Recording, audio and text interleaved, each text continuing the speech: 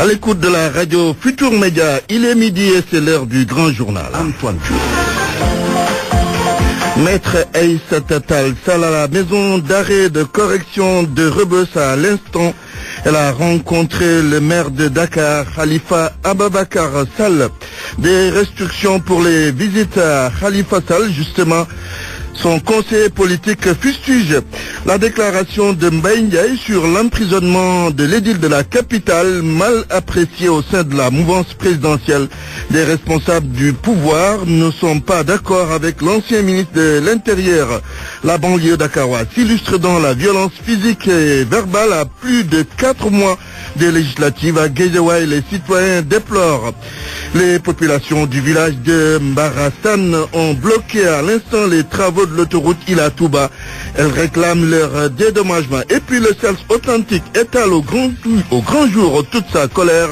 C'est par rapport à la gestion des dossiers des enseignants par le directeur des ressources humaines du ministère de l'Éducation nationale. L'actualité internationale, les titres, c'est avec vous. Sornana Tambaye, bonjour. Bonjour Antoine Diouf. Souvenir douloureux en Côte d'Ivoire. Le peuple se rappelle l'attentat de Grand Bassam qui avait fait 19 morts. Aujourd'hui, l'enquête avance et près de 40 personnes liées à l'attaque ont été arrêtées. 2 mois avant, c'est le Burkina Faso qui avait été pris pour cible par les terroristes. À suivre dans ce journal, le reportage de Ousmane Gueye qui a rencontré un des rescapés. Nous allons également parler, Antoine, de la crise politique qui s'accentue en Guinée-Bissau. Les titres sport, cher Tidiane Diagne, bonjour. Bonjour à vous Antoine Diouf, bonjour à tous. Les encouragements du président de la Fédération de football au lendemain de la défaite du Sénégal à la CAN Junior.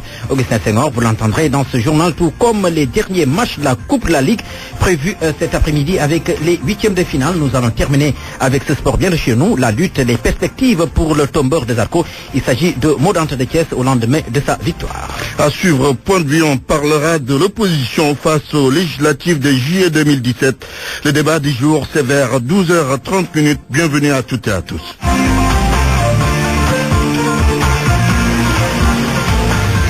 Antoine Diouf. Direction Rebeuss, bonjour Mohamed Ali Mouba. Bonjour Antoine, bonjour à tous. Vous êtes avec maître Aïssata Tall Sall qui s'est déplacé pour la première fois à la maison d'arrêt de correction de Rebeuss pour rencontrer le maire de Dakar emprisonné là-bas.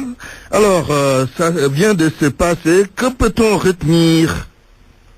Oui, dire juste Antoine, vous l'avez formulé dans l'entame de votre discours. Tout à l'heure, maître Aïssata Tall Sall s'est rendu à la maison d'arrêt de correction de Rebeuss. Elle a rencontré le maire de Dakar, Khalifa Sall. Alors maître, nous sommes avec vous en direct sur la radio Futur Média.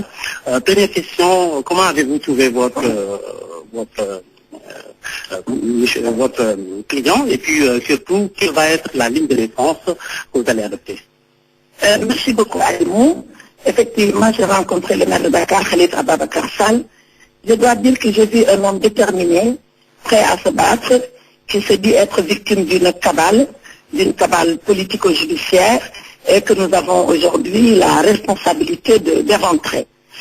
Bien évidemment, j'ai abordé avec lui toutes les questions relatives à ce dossier, notamment à cette fameuse caisse d'avance, que s'est-il passé avec cette caisse d'avance, que Khalifa Sall a trouvé là, qui est là depuis l'existence de la mairie de Dakar, qui est aussi vieille que la mairie l'est, et qui m'a affirmé, et nous allons le prouver, qu'en aucun moment, il n'a utilisé à des fins personnelles et à des fins propres cet argent. Or, c'est quoi le détournement des biens publics? C'est de prendre de l'argent public pour ses intérêts propres et à des fins propres. Je crois que de ce point de vue, Khalifa Sall porte des dénégations absolument dures et sûres. Nous allons les répercuter à monsieur le doyen des juges d'instruction. Je vais rencontrer mes confrères avocats sous peu. Nous allons tenir un point de presse, porter toutes les contestations sérieuses dans cette affaire et obtenir que M. Khalifa Sall soit en liberté provisoire. Je pense que c'est le premier combat que nous devons porter et que nous devons pouvoir remporter. Quand entendez-vous introduire cette liberté provisoire? Très rapidement, je ne suis pas seule dans ce dossier-là. Aujourd'hui, j'ai pris sur moi-même d'aller le rencontrer et de discuter avec lui, quoique je suis cette affaire-là depuis le début avec lui, mais je pense que je dois être en concertation avec mes confrères dans les toutes prochaines heures.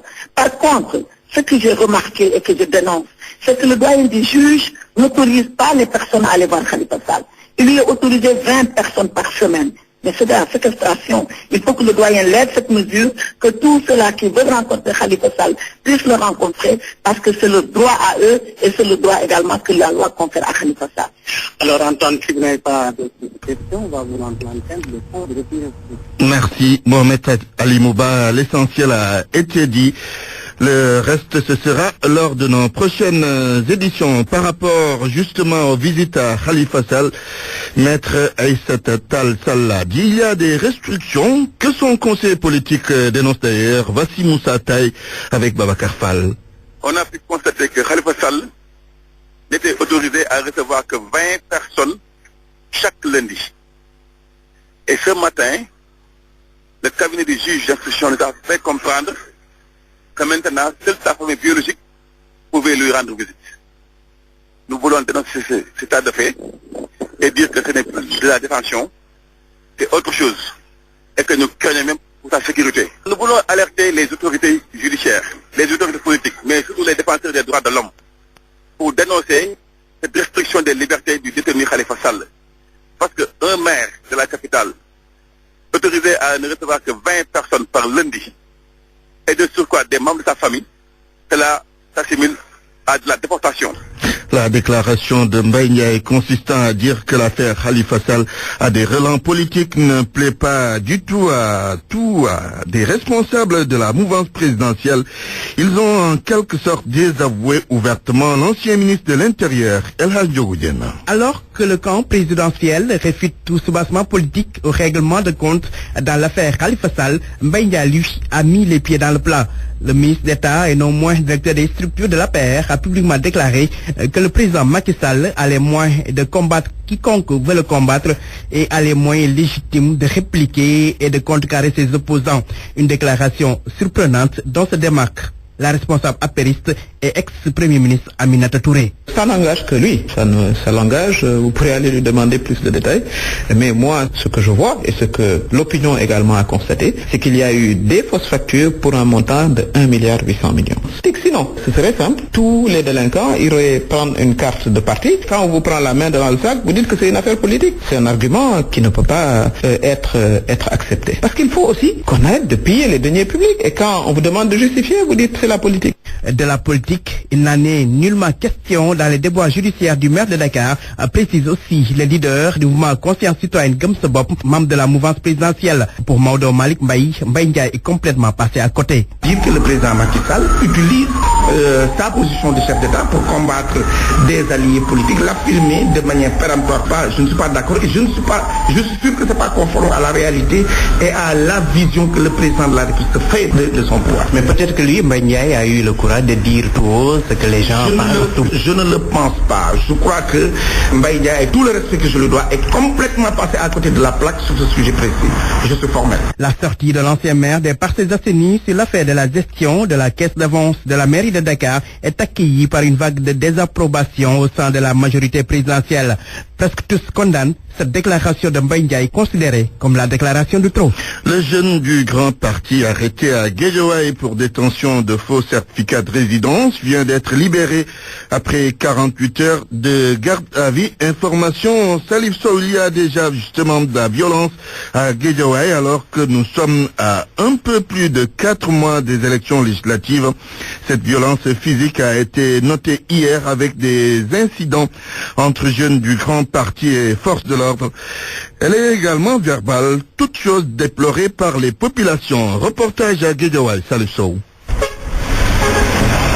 Ambiance matinale habituelle dans les rues de Darou Nahim. Ici, les incidents notés hier dans certains coins de Guédiawaye sont vus d'un mauvais œil. Dominique Manga, maçon. Même le 21 juin, ici c'est calme, on n'a jamais bougé. Mais aujourd'hui, il y a des violations en train de créer par les politiciens. On sait que c'est les politiciens qui sont en train de créer ces genres de choses. Ça, c'est des politiques. Les politiciens peu représentatifs ont fini de prendre en otage le peuple, regrette ce médecin trouvé à l'arrêt des bus. Pour la blouse blanche, les militants des partis politiques ont démocratiquement tort. Vraiment, les politiciens là, c'est une infime partie de la population. Beaucoup les 14 millions, ils ne représentent presque 4%. Moi, je crois que le combat doit être mené. Parce que la démocratie aussi, c'est la discipline. Le dernier mot revient au peuple. Et aucune manœuvre politicienne ne pourra influencer cet électeur armé de sa carte. À ce moment-là, nous sommes pareils. Nous avons notre carte. Nous savons qui fait quelque chose pour Guédiawaye. et qui ne fait pas quelque chose pour Guédiawaye. C'est nous qui choisissons, nous la population de Guédiawaye. Ces quelques coups de balise sont l'œuvre d'une technicienne de surface. Sali Gadio a en charge l'entretien de 2 voies notaires, la plus belle avenue de Guédiawaye. Pour elle, les politiciens doivent taire leur querelle et se concentrer à l'essentiel.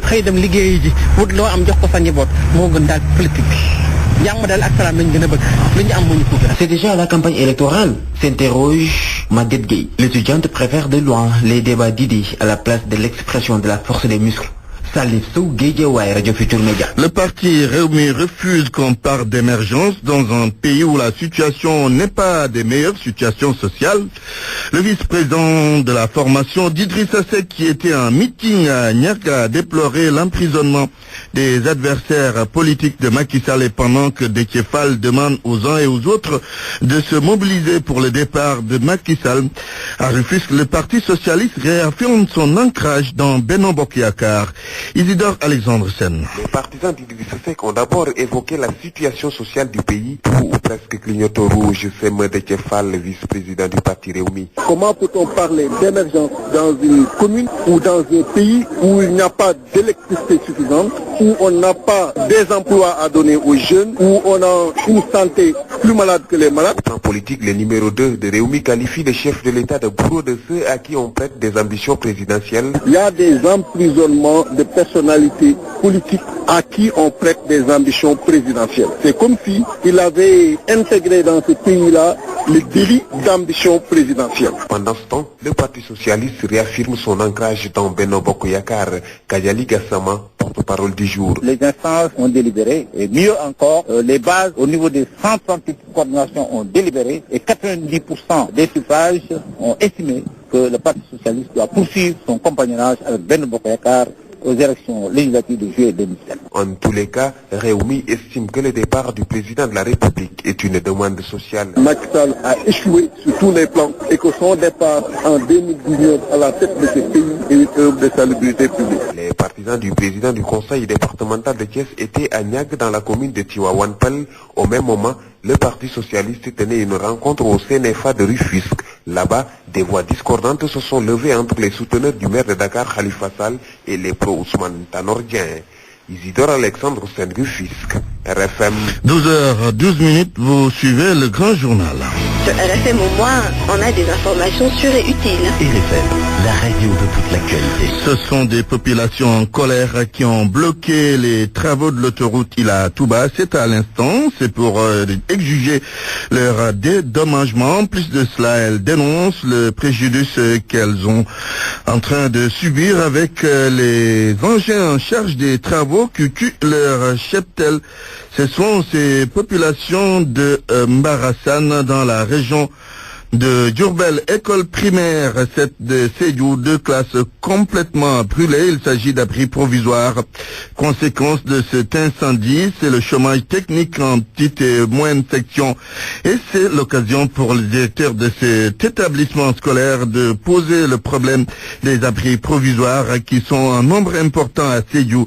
Écoutons Mahmoud Lamine Collier au micro de Max Euclide Kamfani. Quand je suis arrivé, j'ai trouvé que toutes les 2 classes de la petite et de la moyenne section ont pris feu. Bon, mais la population quand même s'était mise pour circonscrire le feu. Les versions sur l'origine de cet incendie, les uns m'ont parlé d'un septétal qui n'a été à organiser et qui brûlait les ordures. Avec le vent, les brises se sont envolées et venir tomber dans les abris là et créer l'incendie. D'autres me parlent d'enfants qui étaient là et qui ont certainement mis des allumettes. Il y a eu quand même des dégâts parce que tout le matériel qui était dans les classes a pris feu. Les nattes, les chaises en plastique pour les enfants, les bidons, les lave-mains, tout ça. Même le fil du téléphone a été complètement calciné et complètement coupé. Le souhait, c'est que vraiment que l'on nous aide à éradiquer ces abris pour que vraiment pareille chose ne se répète. C'était ça vraiment mon cri de cœur et surtout la construction et éliminer carrément les abris là. Parce que chaque fois on dit qu'il n'y a pas d'abri dans la commune de Sédhiou au moment où les abris sont pléthoriques au niveau des écoles dans la commune de Sédhiou. Sinon, il n'y aurait pas cet incendie là si on avait éliminé tous ces abris là. C'est le chômage technique. On est obligé parce qu'il n'y a pas où toutes les classes sont occupées. À part la grande section qui a une classe construite, elle va fonctionner. Mais la petite et la moyenne section sera obligée d'être en chômage. Grande est la fureur du secrétaire général du CELS authentique. Abdou Fatou en veut au directeur des ressources humaines du ministère de l'Éducation nationale. Il fustige la gestion des dossiers de certains enseignants et interpelle le ministre Serigne Mbaye Thiam. Abdou Fatou est au micro de notre correspondant à Kaolack Ibrahima Diamé. Aujourd'hui, il va falloir dénoncer vigoureusement le DRH du ministère de l'Éducation nationale qui, nous semble-t-il, est en train de tout faire pour chrétieniser les enseignants en refusant systématiquement que les enseignants qui ont été recrutés à l'université avec un doctorat partent, en refusant systématiquement que les enseignants qui ont des bourses au niveau du BOM, n'accordent pas que ces enseignants ne bénéficient pas de ces bourses-là. Je pense que le ministre Serigne Mbaye Thiam doit recadrer son DRH. S'il ne le recadre pas, en tout cas, nous ne répondrons plus à ces invites du mardi. Nous ne comprenons pas également les 70 millions au niveau de la DAGE destinés à la formation des inspecteurs, des enseignants. Où sont passés ces 70 millions? Nous voulons qu'on respecte les décrets qui organisent la mobilité des fonctionnaires dans ce pays. Et nous exigeons également que les perdièmes relatifs effectivement au baccalauréat, au BFM, soient versés intégralement aux enseignants. Sinon, dès l'année prochaine, nous demanderons aux enseignants de boycotter les surveillances du baccalauréat et du BFM et que les professeurs gèrent cela, parce que nous ne voulons pas que les enfants payent des pots qu'ils n'ont pas payés. Abdou Fatou en marge d'une rencontre à Kaolack avec les militants du CELS authentique, oui, en perspective des élections de représentativité syndicale. Les mouvements d'humeur des étudiants causent énormément de désagréments aux citoyens à chaque fois que les pensionnaires de l'université Cheikh Anta Diop de Dakar bloquent la corniche ouest et l'avenue Cheikh Anta Diop. Les honnêtes citoyens qui doivent se rendre au travail et perdent beaucoup de temps. À l'UCAD, certains étudiants déplorent la radicalisation de leurs camarades. Un sujet dans la Rocha. Le pas pressé, Modou Diouf se veut compréhensif. Pour autant, cet étudiant en licence 2 de droit ne cautionne pas la radicalisation de certains de ses camarades. Non, vraiment, parce qu'on est des citoyens, en tout cas, et ça, ce sont des biens publics, ça nous appartient nous tous, nous devons dignes de ce que nous sommes. Harouna Sow est étudiant à la faculté des sciences et techniques. Pour lui, un étudiant, ça doit être modèle. Pour moi, l'université, on respecte la réalité de la vie sénégalaise. Moi, franchement, ça me fait très mal. Parce que, un étudiant, dans son film qui devrait être son arme, et il se transforme en, entre guillemets, en investisseur. Moi, ça m'étonne franchement. À quelques pas de lui, Assoussène, étudiante en droit. Elle appelle au dépassement. La violence est révolue, dit-elle. Il faut privilégier le dialogue. C'est ce que pense aussi Modou Diouf. Je pense que c'est primordial. Avant tout d'abord, nous devons privilégier je ne dis pas le dialogue, mais je dis les dialogues doivent être des dialogues. Parler de manque de civisme, c'est pousser le bouchon trop loin, estime Abouchoub, étudiant en philosophie. Selon lui, il y a un problème de crédibilité même des représentants des étudiants. Le dialogue, ça va être un peu difficile. Avec ces genres de violence, ça va être un peu difficile quand même. Mais moi, je pense qu'il faut trouver d'autres moyens de lutte. Quoi qu'il en soit, le comportement de certains étudiants dérange. D'ailleurs, ils ont été nombreux aujourd'hui à ne pas vouloir s'exprimer sur le sujet, ce qui impose certainement une remise en cause nécessaire chez les étudiants. RFM. L'actualité internationale. Rebonjour Sornana Tambaye. Rebonjour Antoine. Côte d'Ivoire, un an après l'attentat de Grand Bassam, le peuple se souvient. Une cérémonie d'hommage a lieu aujourd'hui. 19 personnes avaient perdu la vie dans ce drame. Une enquête avait été ouverte et on note plusieurs avancées. Adamaba pour les détails. 12h45, c'est l'heure à laquelle les tirs ont commencé il y a un an. Et aujourd'hui, c'est exactement à cette heure que sera observée une minute de silence. Le 13 mars 2016, pour la première fois, la Côte d'Ivoire a été frappée par un attentat terroriste. L'enquête a beaucoup avancé depuis. 38 personnes au total ont été arrêtées. La grande majorité d'entre elles interpellées en Côte d'Ivoire, d'autres au Burkina Faso, au Mali et au Sénégal. Le ministre de l'Intérieur ivoirien assurait d'ailleurs avoir identifié de très hauts responsables de l'attaque. Un grand pas réalisé, selon les autorités ivoiriennes, grâce à la coopération entre les différents services de renseignement ouest-africains, français, algériens et marocains. Des liens ont même été établis entre les assaillants de Grand Bassam et ceux du Radisson à Bamako et du Cappuccino à Ouagadougou. Des avancées certes, mais un homme manque à l'appel, Kontadala. Présenté comme le suspect numéro 1, son visage avait été capté par les vidéosurveillances de l'aéroport d'Abidjan, puis diffusé sur tous les médias. Il n'a toujours pas été arrêté. Rappelons que l'attentat de Grand Bassam est une fusillade qui a eu lieu le 13 mars 2016 dans un quartier touristique de la station balnéaire ivoirienne de Grand Bassam.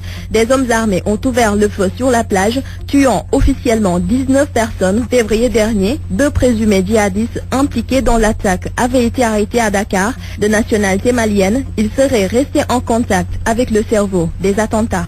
2 mois avant la Côte d'Ivoire, c'est le Burkina Faso qui était la cible des terroristes. L'un des endroits attaqués, Antoine, le Cappuccino, un restaurant très fréquenté par des étrangers et des hommes d'affaires. 14 mois après le drame, l'émotion est encore vive chez les rescapés. Ousmane Gueye a pu rencontrer l'un d'eux à Ouagadougou. Suivons son reportage. Plus d'1 an après les faits et pourtant le drame est toujours présent dans son esprit. Daouda, la trentaine, est comme traumatisé, désœuvré depuis cette tragique nuit du 15 janvier 2016 où il a vu ses patrons, ses proches, ses amis, de simples innocents tomber sous les balles impuissants. Les gens de la police, ils tapaient les djihadistes, à taper jusqu'au 19h, au 23h. On a vu ce qui est moi, que ça me fait mal. C'est devenu presque sa nouvelle occupation. Chaque jour, Daouda fait les 100 pas devant le Cappuccino qui donne sur l'avenue Kwame Nkrumah. Gérant du parking de l'établissement, aujourd'hui, il n'a plus d'emploi. On demande à manger. Vous tendez la main dans la rue? Oui, on demande à manger dans la vie maintenant. Parce qu'il n'y a plus de travail. Et le gouvernement dit, il va nous dédommager, pas le dédommagement. 30 morts dans l'attentat, de nouvelles pertes en vie humaine avec les attaques qui s'en sont suivies, mais le gouvernement semble jusqu'ici n'avoir pas pris la mesure du problème. C'est l'avis du rédacteur en chef d'une radio locale, Watt FM, Bernard Bouma. On n'a pas pu déjouer une attaque terroriste à moins 5, à moins 2 minutes. On a toujours été surpris. Ils réussissent leur coup, ils repartent et il n'y a rien. Pire, ceux qui sont soupçonnés à tort ou à raison de collaborer avec les forces de défense et de sécurité dans le cadre de l'enseignement sont ciblés. Et il y en a qui ont été blessés, il y en a qui ont été abattus. Et on n'a même pas pu mettre la main sur ceux qui sont venus commettre ce genre de forfait. Une seule certitude, selon lui, avec la recrudescence des attaques au Burkina Faso, la population est devenue plus méfiante, consciente que le terrorisme concerne désormais plus que jamais le pays. Le Cappuccino est en pleine reconstruction. Le chantier avance. Le propriétaire, un ressortissant italien, avait promis de parler à notre envoyé spécial, mais aucun retour. L'homme a perdu 4 membres de sa famille dans ce drame, dont son épouse et son fils. L'hôtel en face du restaurant Le Splendide a également été touché. Et Antoine Ousmane Gueye était à Ouagadougou pour les besoins du FESPACO, le festival panafricain du cinéma de Ouagadougou. C'est vrai. Guinée-Bissau, la crise politique s'accentue. Les adversaires politiques du président José Mario Vaz ont manifesté pour exiger son départ.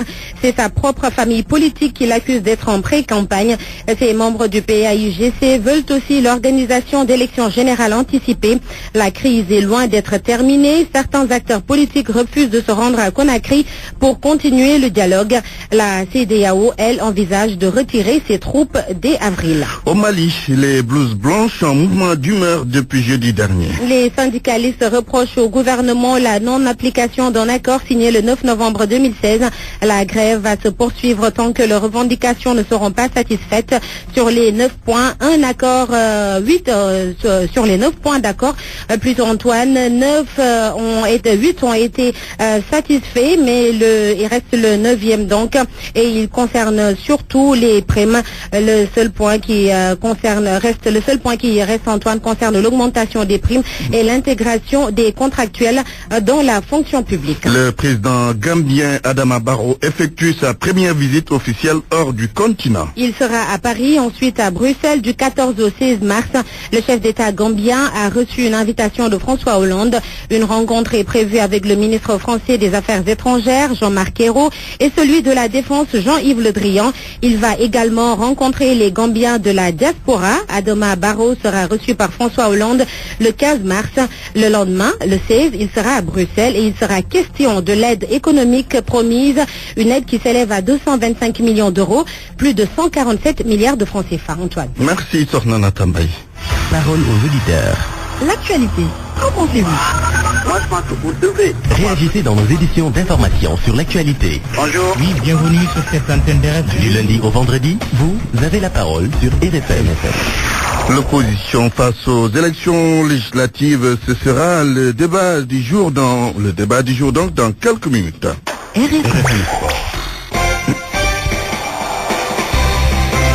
Rebonjour cher Tidjane Diagne. Bonjour à vous Antoine. Un petit chat dans la gorge. Hein. Oui, ça va passer Antoine. CAN Junior de football, Maître Augustin Senghor apporte son soutien aux Lionceaux. Oui. En tout cas battu en finale. Oui, il s'agit des premiers mots du président de la FSF après donc cette défaite. Augustin Senghor, tout fier en tout cas du parcours des Lionceaux qui ont atteint l'objectif intermédiaire, c'est-à-dire la qualification au mondial en Corée du Sud prévu du 20 mai au 11 juin prochain pour le président de l'instance dirigeante du football sénégalais. Jean au téléphone ce matin de la Zambie et il demande à poursuivre en tout cas le travail. Nous l'écoutons Maître Augustin Senghor. Ce qui concerne la CAN elle-même, elle a été globalement satisfaisante. Le premier objectif c'était de pouvoir de grandir et d'être plus performante, d'acquérir aussi du vécu. L'autre objectif c'était d'arriver en finale et bien entendu d'essayer de gagner le premier trophée de cette catégorie, mais aussi de toutes les catégories confondues pour le football sénégalais. Mais comme on le sait, l'histoire d'un match et plus spécialement d'une finale, on ne l'écrit jamais avant le match et alors que notre équipe était bien entrée dans ce match hier, nous avons eu 2 coups durs avec une de main et un mauvais dégagement du gardien, se sont transformés en but à un moment où l'équipe zambienne peignait et n'arrivait même pas à se créer une occasion. Donc c'est dommage parce que dans le contenu hier, les joueurs se sont bien battus. Et c'est dommage qu'on n'ait pas pu aller au bout et qu'on ait trébuché sur la dernière marche qui nous menait vers le sport. Maître Augustin Senghor, président de la FSF, notez que l'équipe est attendue demain mardi à Dakar à partir de 14h30 Antoine Diouf. Cet après-midi, fin des 8e de finale de la Coupe de la Ligue ici au Sénégal, oui. Bien entendu. 2 rencontres sont au programme à cet effet à 17h au stade Amadou Barry de Guédiawaye. C'est le GFC, Guédiawaye Football Club, qui accueille la Sonacos de Diourbel. À la même heure au stade Caroline Faye de Mbour, cette fois-ci stade de Mbour, croise AS Pikine. Niary Tally, Dakar Sacré-Cœur, Yaraf, Génération Foot, Union Sportive de Ouakam, Casa Sport sont les premières formations qualifiées en quart de finale de la Coupe de la Ligue. FA Cup, fin des quarts de finale à 19h45. Chelsea se frotte à Manchester United. Manchester City, Arsenal, Tottenham sont déjà qualifiés en demi-finale. Lutte avec frappe, Modou Anta a fait un pas en avant. C'est en lutte avec, bien entendu, vous l'avez déjà dit Antoine Diouf, avec cette belle victoire, le lutteur de Thiès Mbolo franchit un palier dans sa carrière selon le chroniqueur de lutte à la télévision Futur Média, Abdul Aziz Mbaye, joint au téléphone ce matin par la radio Futur Média. Mais un garçon très talentueux et très ambitieux dans l'arène. Je pense qu'il peut encore rencontrer des espoirs dans l'arène qui sont là et qui sont nombreux, assez nombreux. C'est un garçon très intelligent qui joue sur les nerfs, mais ensuite qui est très futé. Et je pense que son avenir dans l'arène est certain par rapport aux autres protagonistes en vue. J'ai constaté que c'est un garçon qui peut lutter actuellement contre beaucoup de lutteurs qui ont le vent en poupe, hein, ça c'est sûr. Je ne sais pas s'il a rencontré déjà Siteu, mais c'est quelqu'un qui peut aspirer à rencontrer Siteu dans l'arène. C'est très possible parce que Siteu n'en a pas plus, parce que Siteu a terrassé Zarco et lui aussi il a terrassé Zarco. Donc c'est un adversaire potentiel de Siteu qui se dresse sur son chemin. Et le dernier élément de ce journal des sports avec Abdelaziz Mbaye, chroniqueur de lutte, qui revenait sur la performance de Modou Anta de Thiès Mbolo, vainqueur hier de Zarco de Grand Yoff Mbolo. C'est fini cette page de sport, Antoine. Cher Tidjane Diagne, merci. RFM, la presse du jour. La presse du jour passée en revue par Barthélémy Gom. Bonjour. Bonjour. Et la bataille commence en direction des législatives. Une bataille capitale, écrit l'Observateur. Le grand parti donne le ton. Vendredi dernier, lors d'une assemblée générale des élus de Dakar, Mamadou Goumbala avait publiquement annoncé la décision de son parti d'aller en coalition avec Khalifa Sall. Le PDS, Réumi et Bokk Gis Gis approuvent. Babacar Gaye dans l'Observateur demande à toute l'opposition de faire de Khalifa son candidat pour porter la liste de Dakar. Le porte-parole du PDS devant le grand jury de la RFM hier estime que l'opposition est dans l'obligation de le faire. Récemment, son leader, Abdoulaye Wade, avait demandé à ses lieutenants de nouer des alliances avec toutes les forces démocratiques du Sénégal. Khalifa Sall, tête de liste à Dakar, c'est très possible, très plausible est très intéressant. Selon Moussa Diakhaté de Bokk Gis Gis, le Rewmi d'Idrissa Seck approuve également la décision. C'est une excellente idée, une bonne réponse politique, a dit Thierno Bocoum dans l'Obs. Tête de liste de l'opposition, Babacar Gaye investit Khalifa Sall, Ambré, Sud Quotidien. Invité de l'émission, le grand jury de la RFM, le porte-parole du PDS lâche cette phrase: Dakar appartient à son maire. Pour lui, Khalifa Sall, en prison dans le cadre de sa caisse d'avance, battra la coalition présidentielle aux élections législatives de juillet prochain s'il est investi par l'opposition comme tête de liste à Dakar. La Tribune voit en Khalifa Sall un prisonnier encombrant avec des notes discordantes à l'APR. Mon confrère note qu'en envoyant Khalifa Sall en prison, le pouvoir a ouvert la boîte de Pandore, parce que note la Tribune, des voix s'élèvent de plus en plus pour demander que le chef de l'État aille jusqu'au bout en transmettant à la justice les dossiers des corps de contrôle qui incriminent certains de ses proches. Pour mon confrère, le président Sall est aujourd'hui dans une posture inconfortable, surtout qu'une bonne frange de la population estime que Khalifa Sall est victime d'acharnement politique et que ses déboires judiciaires ne sont que la conséquence de sa farouche opposition contre le pouvoir en place. Khalifa Sall perd le soutien de Tivaouane. Direct Info rétablit la vérité des faits. Enquête de son côté jette le regard dans le rétroviseur et liste les élus destitués sur fond de calculs politiciens. Parmi les victimes, il y a eu Mamadou Korafal, révoqué par Abdou Diouf en 1987, Mbaye Ndiaye, Moustapha Cissé Lo et Macky Sall destitués par Abdoulaye Wade en 2008 et 2009, sans compter les maires socialistes dépossédés de leur mairie par des délégations spéciales en 2001 par l'amendement Moussassi. Mon confrère note dans la foulée que la loi Sada Ndiaye et l'amendement Moussassi ont été les armes fatales de maître Abdoulaye Wade. Rewmi Quotidien, sur ses affaires politico-judiciaires et les risques de troubles sociaux, note que la République est à l'écoute des chefs religieux. Abdoulaye Wade est en Arabie Saoudite. C'est l'As Quotidien qui nous l'apprend ce matin. Il est l'invité d'honneur du roi, mais le pape du Sopi a convié ses amis. Malik Gakou, Oumar Sarr, Madi Kenyang et Mamadou Diop de Croix sont allés le rejoindre, ce qui fait dire à mon confrère que le front anti-Maki prend forme à partir de Jeddah, où Wade va effectuer la Umrah et rassembler les forces politiques de l'opposition. Le quotidien jette son dévolu sur la gestion de la Sénélec avec le directeur général qui livre les clés du redressement de la Société nationale d'électricité. Makhtar Cissé ouvre son compteur, écrit le quotidien en une. Invité samedi aux grandes conférences du quotidien, Mohamedou Makhtar Cissé commence par dire que la Sénélec est en train de sortir de l'obscurité avec notamment des investissements, des réalisations et des projets pour redresser la boîte. En somme, aux pages 8 et 9 du quotidien, Makhtar Cissé livre les chantiers pour sa nouvelle Sénélec. D'autres chantiers, il en est question dans Le Soleil. L'astre de Anne, parlant du PUDC, note que c'est un concept original de partage de croissance. Mon confrère met en relief le désenclavement de certaines zones, l'accès à l'eau et l'électrification dans le monde rural. Toumba Diakité extradé hier en catimini. Vox Populi, qui donne l'information, souligne que même son avocat n'a pas été informé du renvoi de son client à Conakry. Le journal rappelle que c'est le 10 janvier 2017 que la justice sénégalaise avait accepté la demande de la Guinée-Conakry d'extrader le militaire et ancien chef de la garde présidentielle guinéenne. C'est maintenant donc effectif. Depuis hier, Toumba a rejoint la Guinée. L'affaire Lamine Diack, suite et pas fin. Libération renseigne que 4 nouvelles enquêtes et une information judiciaire sont ouvertes. Dans le fond, 2 sociétés basées à Dakar sont au cœur des investigations. Ce qui fait dire à Libé en une que la justice française se lâche sur les Diack. Sport, CAN U20, finale Zambie-Sénégal 2-0. Encore un rendez-vous manqué, écrit Sport 11. Les juniors ratent la dernière marche. Ambré, Stade Quotidien. Le Sénégal perd plus qu'une finale, souligne Vox Sport. Vox Populi sur cette finale rapporte le flagrant délit de rond des Koto Boys. En atteste la vidéo qui fait le tour du monde, ternissant l'image du foot pour ne pas dire l'image de tout un pays. Le journal qui rappelle les faits note que c'est Ibrahima Ndiaye qui a été pris en flagrant délit en train de jeter un gris-gris dans les buts de la Zambie. Mais apparemment le gris-gris en question n'a eu aucun effet car il n'a pas empêché les Chipolo Polo de remporter le trophée. Bonne lecture. Point de vue. Regard croisé sur l'actualité du jour. Point de vue sur l'opposition face aux législatives de juillet 2017. Qu'est-ce que vous en pensez? Vous avez la parole. Parole aux auditeurs. L'actualité, qu'en pensez-vous? Le professeur Ibou Sané est en ligne. Bonjour professeur. Bonjour, M. Diouf. Professeur en sociologie politique. Il y a également notre confrère Serine Saliou Sam. Bonjour Serine Saliou. Bonjour Antoine. Docteur en sciences politiques. Alors, professeur Ibou Sané, l'opposition face aux législatives de juillet prochain, quelle attitude doit-elle avoir? Bonjour M. Diouf. Je vais commencer par saluer mon ami docteur Salou Samb. Par rapport aux législatives de 2017 qui se profilent à l'horizon, il faut dire que l'opposition est dans une équation cornélienne. Comment faire pour remporter le plus grand nombre de sièges et créer une cohabitation avec le président Macky Sall? C'est là toute la problématique de l'opposition.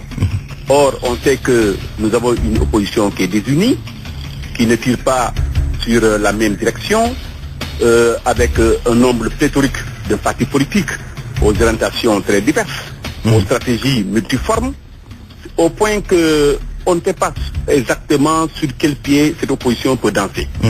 D'autant plus que le parti au pouvoir allié avec le Benno Bokk Yakaar a déjà fait du chemin en travaillant, en investissant comme encore l'espace politique sénégalais. Oui. Or, cette opposition, il me semble, le point numéro 1, ce n'est pas l'équation de Dakar. Parce que si tel était le cas, il faut dire aussi qu'à Dakar, il y a de fortes chances que justement cette opposition puisse gagner, d'autant plus que le maire Khalifa Sall peut embrigader dans son mouvement un certain nombre de Sénégalais. Oui. Mais il ne demeure pas moins que cela ne soit pas sûr au niveau de la banlieue où la lutte risque d'être très âpre. Oui. De façon globale, professeur, est-ce qu'un rassemblement de l'opposition, au cas où l'opposition s'entendrait, peut conduire forcément à une cohabitation? Je pense que cette équation-là ne peut pas venir à son heure au Sénégal à l'heure actuelle. Vous n'y croyez pas? Moi, je ne crois pas, parce que notre démocratie n'est pas une démocratie très mature, parce que nous avons une démocratie de lettrés, une démocratie pour 20% de la population. Or, si le peuple était alphabétisé dans la langue nationale et que le peuple comprend mieux les projets de société, les programmes économiques, peut-être en ce moment, le peuple peut faire basculer la chose. Mais tel qu'on voit comment encore la politique au Sénégal, avec l'argent qui est au cœur de tous les dispositifs, oui. Je ne suis pas à 100% sûr que le peuple puisse renverser la chose au point de ne pas donner une majorité au parti au pouvoir. En général, mais si l'opposition est unie, peut-être elle peut rééquilibrer les forces. Très bien. Vous gardez la ligne, professeur. Serigne Saliou Samb, possible ou impossible rassemblement de l'opposition en vue des législatives de 2017? Merci Antoine Diouf. Permettez-moi d'abord de saluer M. Iboussane, éminent professeur, qui fait partie de ceux qui m'ont formé en mes formats. Mais pour revenir à votre question, je pense que l'unité de l'opposition est salutaire pour cette dernière, parce que, comme l'a dit M. Sane tout à l'heure, ces derniers temps, l'opposition a brillé par son incompétence, par mon expression, l'opposition désunie, faible, affaiblie, qui ne tirait pas sur la même direction, qui n'avait comme seul programme que attaquer Macky Sall et parfois même avec des propos un peu... Oui, mais avec l'affaire Khalifa Sall, on a quand même constaté une certaine, disons, unité, même si elle est de façade. Effectivement, c'est pour ça que je dis que l'opposition doit remercier le président Macky Sall. Parce qu'avec quand même les actes de maladresse que le pouvoir a posés, pour ne pas dire l'exécutif, mais l'opposition a fini par comprendre que sa survie, pour survivre quand même, elle a intérêt à finir. Parce que depuis quand même un certain temps, combien d'opposants, excusez-moi, donc on séjourné en prison. Et cette affaire de Khalifa Sall quand même a fini par convaincre tout le monde. Parce que Antoine, ce que nous avons fait, mais l'IGE a fait des enquêtes à travers tout le territoire national. Mais pourquoi c'est le seul dossier Khalifa Sall qui est agité? Qui plus est, le procureur de la République s'est même permis de tenir une conférence de presse, à l'issue de laquelle, mais il a presque condamné Khalifa Sall. Du coup, les opposants ont compris que pour survivre devant le président Macky Sall, mais elle a intérêt à se mobiliser, à s'unir. À se mobiliser, à s'unir. C'est pourquoi je pense que cette proposition de Khalifa Sall comme tête de liste à Dakar vient quand même à son heure, d'autant plus que Khalifa Sall est capable de l'emporter, parce que n'oublions pas qu'il a remporté les élections en 2009 à Dakar. Il a gagné encore en 2014. À l'époque, il n'y avait pas toute cette opposition avec lui. Donc, je pense que mathématiquement parlant, l'opposition regroupée derrière Khalifa Sall, quand même peut faire mal à Benno Bokk Yakaar. Oui. Le professeur Iboussane ne croit pas trop à la possibilité de s'unir de l'opposition. Est-ce que vous pensez comme lui, ou bien vous pensez, vu les circonstances, l'opposition peut parvenir à une entente, pour les législatives? À vrai dire, je pense comme lui, parce que cette unité de l'opposition, il faut le reconnaître, elle n'est que de façade à Dakar, elle se limite à Dakar. Parce qu'à l'intérieur du pays, je vois mal comment les leaders de l'opposition pourront se retrouver? Parce que n'oublions pas qu'à l'intérieur du pays, mais chacun risque de prêcher pour sa propre chapelle. Idriss Seck, pour rien au monde, ne s'alignera derrière un autre à Thiès. Baldé, même chose à Ziguinchor, Omar Sarr peut-être à Ziguinchor. Donc ça m'étonnerait que cette opposition qui n'avait jusqu'ici pas de programme, qui n'avait pas jusqu'ici de leadership, puisse se retrouver du jour au lendemain avec une liste unique à l'échelle nationale au point de l'emporter. Je pense qu'elle a bien fait, elle a bien fait de proposer Khalifa Sall à Dakar parce que c'est encore officialisé. Elle peut l'emporter à Dakar, mais à l'intérieur du pays, Antoine, je doute fort quand même que cette opposition puisse signer l'union sacrée pour aller à l'assaut de la citadelle du Macky. Très bien, on revient à vous tout à l'heure. Et nous terminons avec le professeur Ibou Sané. Professeur, comment envisagez-vous ces législatives? Est-ce que ce sont des joutes assez ouvertes, vu en tout cas ce qu'il y a comme effervescence politique et puis signalement dans tous les sens, que ce soit du côté de l'opposition, que ce soit aussi du côté du pouvoir? Est-ce que ces joutes sont réellement ouvertes? Ah oui, mais vous savez très bien que c'est très intéressant d'aller aux élections. Nous sommes dans un processus démocratique et chaque fois qu'il y a élection, il faut dire effectivement que nous sommes dans une arène où les gens sont mus par des intérêts divergents. L'opposition est obligée de se battre, d'autant plus qu'au Sénégal et en Afrique en particulier, les gens ont érigé le champ politique en un champ professionnel. Résultat, quand vous regardez bien la politique, comment elle est faite en Afrique, c'est que les gens en font un métier. Un métier alors que si on vient en politique, c'est pour régler des problèmes. On a des difficultés pour concilier le particulier à l'universel. Et c'est tout le problème qu'il y a autour des enjeux des élections. C'est que bon, il n'y a plus d'idées, il n'y a plus de débats sur le plan social, économique, culturel, environnemental. Tout se résume à la violence. Oui. Et quelles sont les chances de l'opposition pour ces joutes? Ah mais, je pense que ces chances sont intactes. Mais il va falloir que l'opposition aille dans le Sénégal des profondeurs. Or, qu'est-ce qu'on voit? Le Sénégal des profondeurs est envahi par le Benno Bokk Yakaar. Benno Bokk Yakaar, mais aussi les états-majors politiques de l'opposition. Oui, mais ils y vont le PDS est en tournée. Oui, mais ils y vont de manière sporadique. Ils ont attendu la dernière minute pour y aller. Alors que le travail aurait pu être fait en 2013, 2014, 2015, 2016, ne serait-ce que pour qu'il y ait une osmose. Dans la durée, quoi? Dans la durée. Mais malheureusement, c'est éphémère. Et quand vous regardez un peu l'opposition, pendant au moins des mois et des mois, ils ont passé, ils ont passé tout le temps à profiner des stratégies. On n'a pas confiance au ministre de l'Intérieur, on est sur les cartes biométriques, etc. Pendant ce temps, le parti au pouvoir travaillait. Et c'est ça qui m'inquiète, qui fait que en Afrique, les gens restent dans le détail. On a l'impression que les gens travaillent pour eux-mêmes. Ils ne travaillent pas pour l'intérêt général. Or, cette opposition n'a jamais pris en compte les préoccupations des Sénégalais. Quelques rares opposants osent prendre la parole et parler des problèmes des Sénégalais. Mais la plupart d'entre eux, c'est des problèmes d'élection. Comme si il n'y a que les postes qui les intéressaient. Or, c'est pas les postes qui les intéressent. C'est travailler pour le plus grand nombre. Merci. Travailler pour les populations, ce que nous souhaitons, ce que nous voulons. Merci, professeur Ibou Sané, enseignant en sociologie politique. Céline Saliou, nous allons terminer avec vous. Les chances de l'opposition pour les législatives, minces ou réelles? Je pense quand même qu'elles ne sont pas si minces quand même qu'on le croit. Pourquoi? Parce que le contexte quand même un peu joue en sa faveur, comme je l'ai dit. Parce qu'à défaut d'avoir un discours programmatique alternatif à celui de Macky Sall, donc l'opposition peut mettre l'accent sur les erreurs et les errements du régime. Et je sais qu'actuellement, le régime commet beaucoup d'erreurs. Ça peut être le cas à Dakar, ailleurs, à l'intérieur du pays? Oui, effectivement, à Dakar, vous l'avez déjà dit, parce que beaucoup de Dakarois pensent quand même que Khalifa Sall est victime d'une cabale politique, quand bien même, il n'est pas irréprochable dans sa gestion.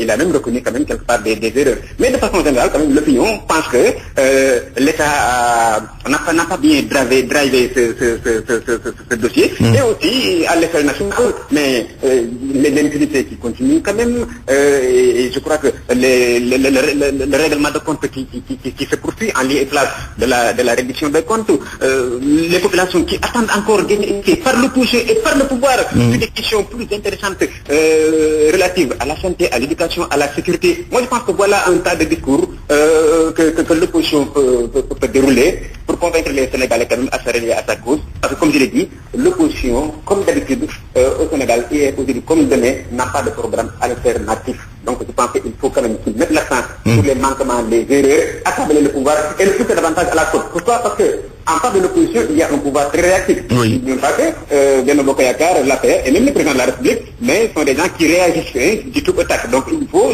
stratégiquement parlant, en politique, les pousser à la faute, à faire des sorties et peut-être même à montrer qu'ils protègent toujours les partisans, comme le directeur du COUD, comme Cheikh Kanté, comme Moustapha Diop, qui passent leur temps peut-être à discuter de l'argent alors qu'ils ne sont pas inquiétés. Moi, je pense qu'en surfant sur ces vagues, l'opposition pourra réussir à rallier une partie de l'opinion à sa cause.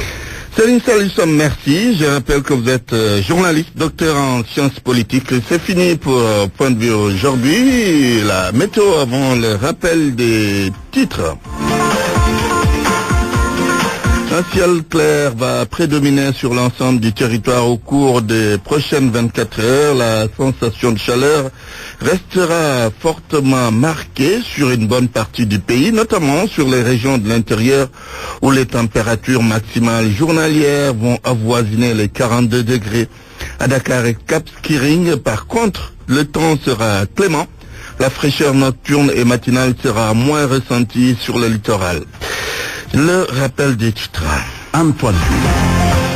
Maître Aïssata Tall Sall était à la maison d'arrêt et correction de Rebeuss. Elle a rencontré le maire de Dakar, Khalifa Ababacar Sall. Des restrictions pour les visites à Khalifa Sall à la maison d'arrêt de Rebeuss. Son conseiller politique fustige la déclaration de Baïdiaï sur l'emprisonnement de l'édile de la capitale, mal apprécié au sein de la mouvance présidentielle. Des responsables du pouvoir ne sont pas d'accord avec l'ancien ministre de l'Intérieur. La banlieue dakaroise s'illustre dans la violence physique et verbale.